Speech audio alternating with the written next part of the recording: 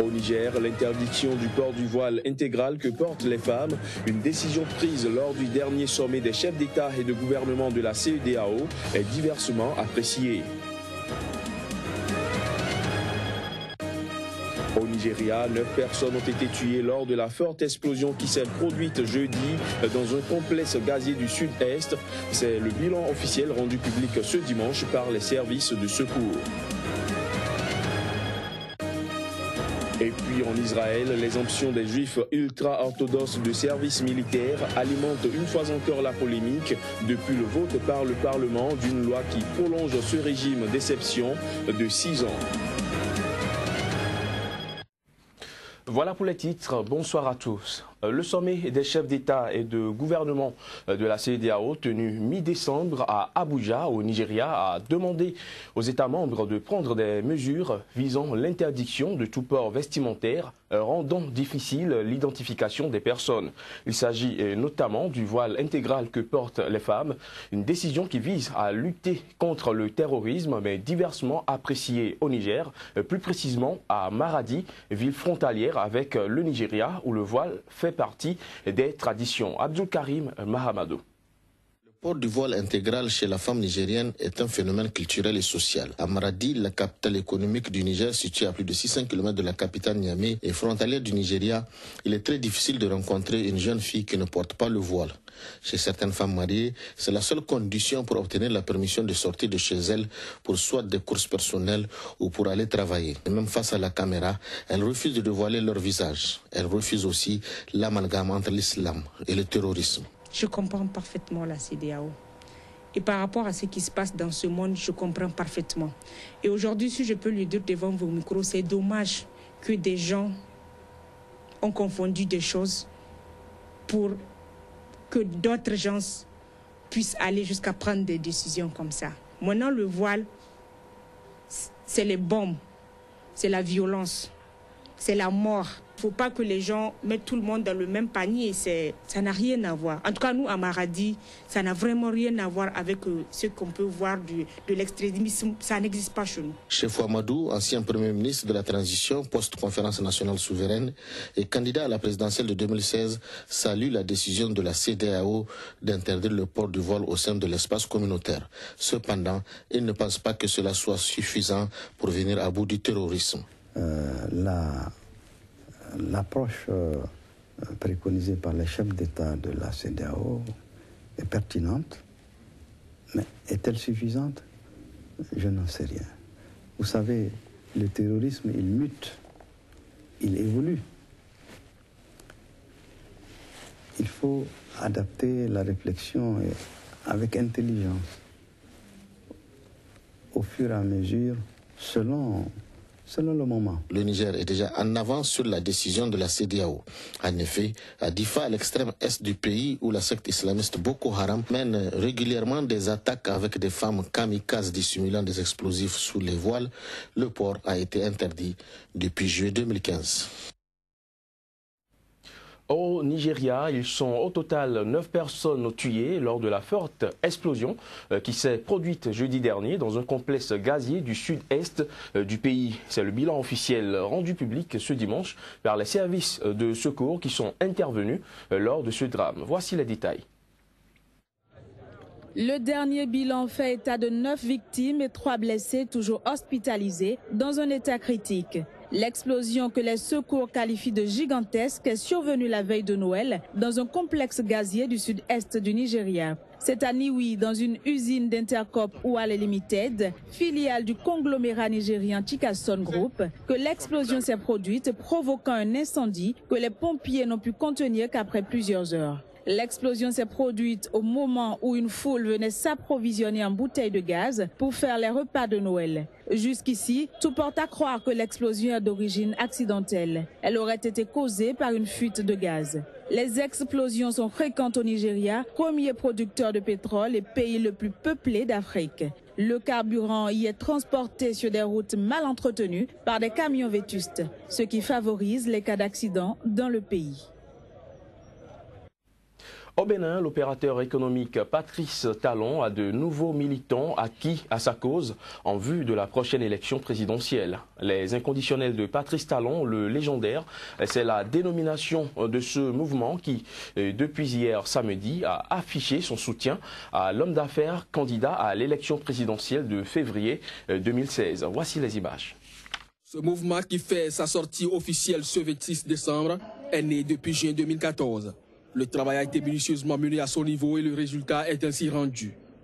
Le président qui sera élu en 2016 doit garantir l'unité nationale, avoir des valeurs patriotiques, une vision claire et cohérente de développement, un langage de vérité afin de relancer la croissance dans tous les secteurs vitaux de l'économie nationale.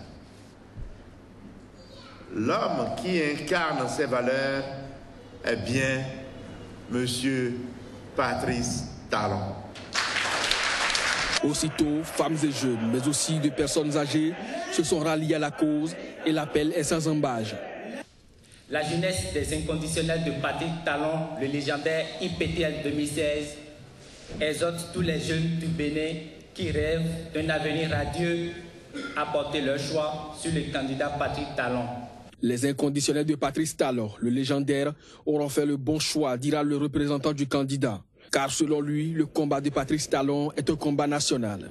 En bravant les risques divers et variés, inhérents à toute initiative et œuvre humaine, qu'est la décision d'être candidat, Patrice Talon compte se sacrifier pour le développement de son pays.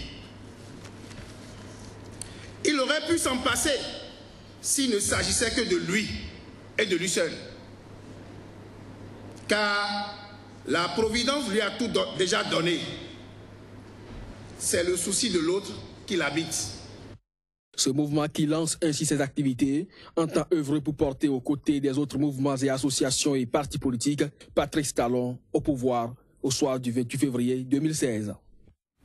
En bref, à présent, en Ouganda, sont attendus ce dimanche des représentants du gouvernement, de l'opposition et de la société civile burundaise qui doivent participer dès demain lundi à des pourparlers sur la crise au Burundi. Les pourparlers sur le Burundi vont s'ouvrir à Entebbe et se tiendront sous l'égide du président ougandais Yoweri Museveni, médiateur désigné des États de l'Afrique de l'Est.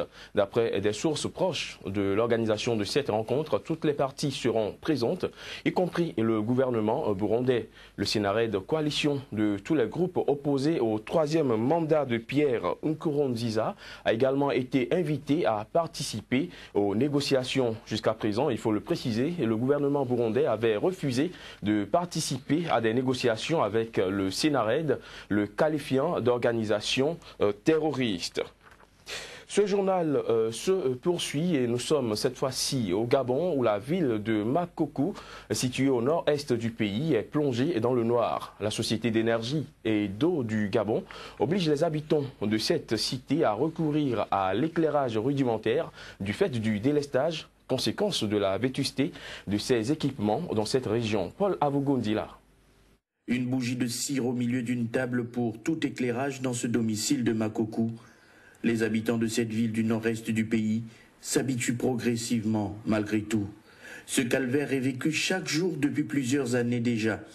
On ne sait pas exactement ce qui se passe normalement.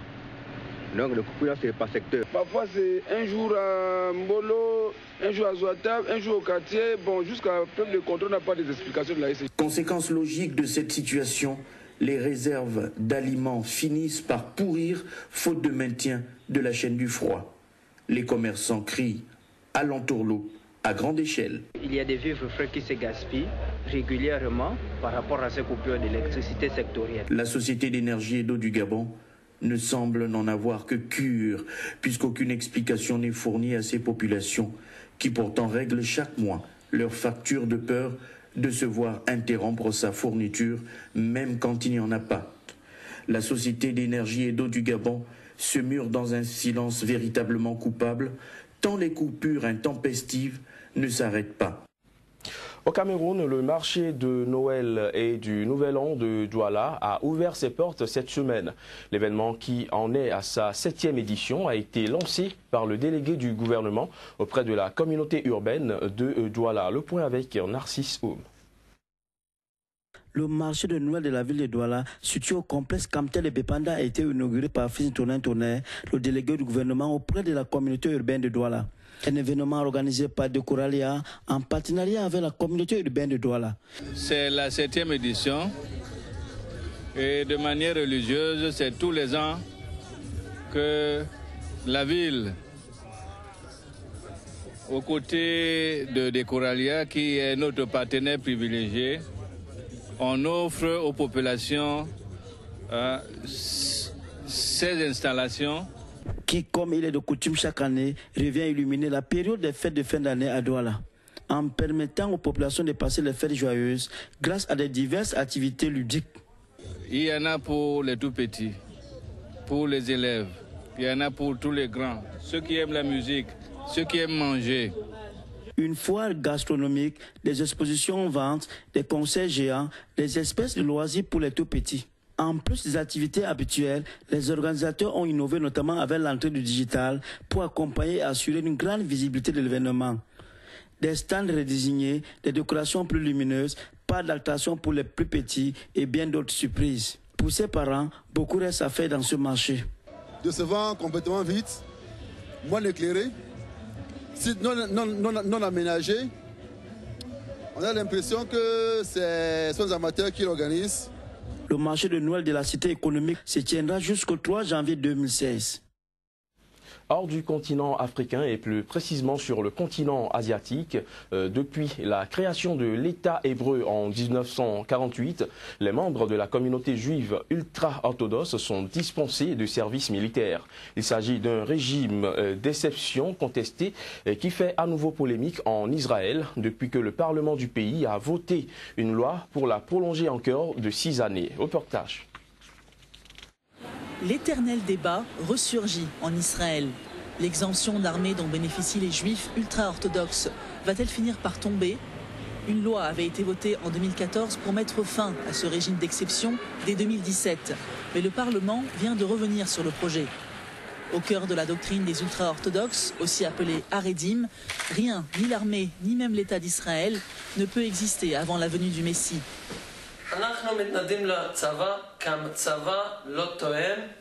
Nous sommes contre l'armée parce qu'elle ne correspond pas au style de vie des Haredim. C'est aussi simple que cela. L'État ne correspond pas à la communauté Haredim et les Haredim ne croient pas en l'État. C'est pourquoi ils ne peuvent pas s'enrôler dans l'armée. Le service militaire est obligatoire à 18 ans pour tous les citoyens juifs, hommes et femmes. Mais les femmes ultra-orthodoxes en sont exemptées, tout comme les hommes qui étudient dans des écoles talmudiques. Ceux qui n'étudient pas s'enrôlent volontairement ou y sont forcés. Afin d'encourager davantage d'ultra-orthodoxes à rejoindre ces rangs, l'armée a créé des unités spéciales leur permettant de continuer à étudier la Torah et limitant leurs interactions avec les femmes, comme l'impose leur pratique littérale du judaïsme. J'ai l'occasion de parler avec certains soldats parfois, mais nous nous contentons du strict minimum pendant leurs leçons. Ils n'ont pas de contact direct avec moi. Nous évitons que ça se produise autant que possible. La communauté ultra-orthodoxe représente 7 à 10% de la population d'Israël et connaît une forte croissance. Pour certains soldats qui en sont issus, les permissions sont un moment difficile à passer. Les ultra-orthodoxes portent tous les mêmes habits. Et lorsque tout à coup quelqu'un arrive vêtu d'un uniforme militaire, ça provoque un changement, ça ouvre de nouvelles possibilités pour les enfants. Ça leur offre une nouvelle mentalité, qui n'est pas forcément correcte pour les ultra-orthodoxes. Même si les plus modérés sont de plus en plus tentés de rejoindre Tsahal, l'opposition de la part des ultra-orthodoxes reste massive. Et la question risque d'agiter la société encore un moment, maintenant que le Parlement israélien a prolongé le régime d'exception jusqu'en 2023. C'est la fin de cette édition.